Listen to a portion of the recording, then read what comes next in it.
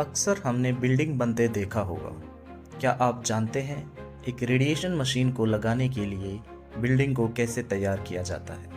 आइए जानते हैं इस वीडियो में। सबसे पहले किसी भी बिल्डिंग को बनाने के लिए उसका लेआउट तैयार किया जाता है।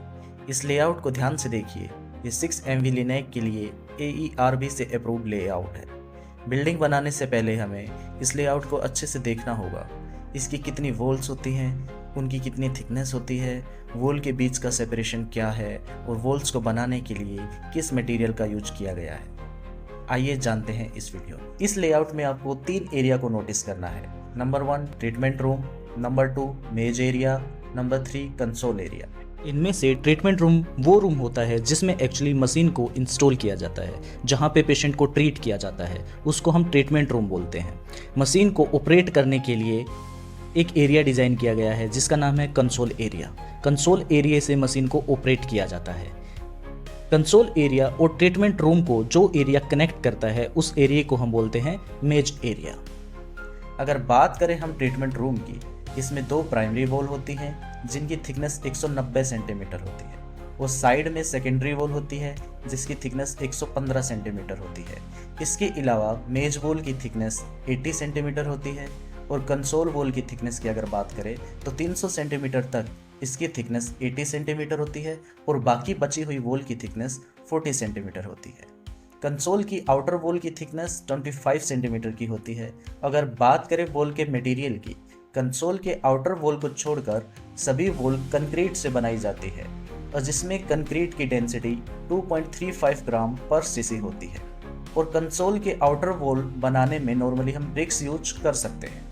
अगर बात करें हम एरिया की, ट्रीटमेंट रूम का एरिया 6x7 मीटर स्क्वायर होता है। आइसो सेंटर से प्राइमरी वॉल के बीच का डिस्टेंस 300 सेंटीमीटर और आइसो सेंटर से सेकेंडरी वॉल के बीच का डिस्टेंस 350 सेंटीमीटर होता है।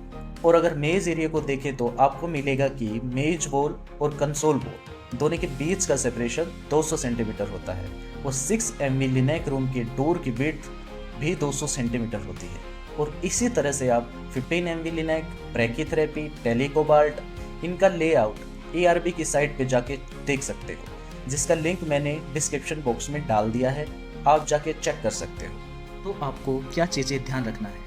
आपको लेआउट अच्छे से याद होना चाहिए कि उसको कैसे डिज़ाइन किया गया है। ऐसा नहीं होना चाहिए कि प्राइमरी बैरियर की जगह सेकेंडरी बैरियर बना दो और सेकेंडरी बैरियर की जगह पे प्राइमरी बैरियर बना दो। तो इसके लिए आपको अच्छे से प्रैक्टिस करना है ताकि कोई आपको बोले कि लेआउट बनाओ तो आप बगैर किसी की हेल्प के लेआउट बना सको। साथ में आपको ये भी ध्यान रखना है किसी एरिया में किस वाल की क्या थिकनेस है। जैसे कोई पूछे what is the thickness of primary barrier, तो आपको वो चीज़ याद होनी चाहिए। और क्या मटेरियल यूज किया गया है, जैसे कंक्रीट यूज किया है तो उसका डेंसिटी कितना है, कंक्रीट की जगह पे क्या हम कुछ और मटेरियल यूज कर सकते हैं।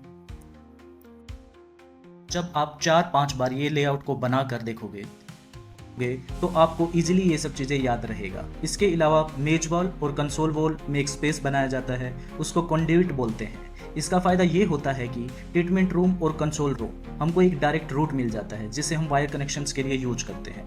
हमको ध्यान रखना है कंड्यूइट को कितनी हाइट पे बनाया गया है और किस तरीके से उसको डिजाइन किया गया है।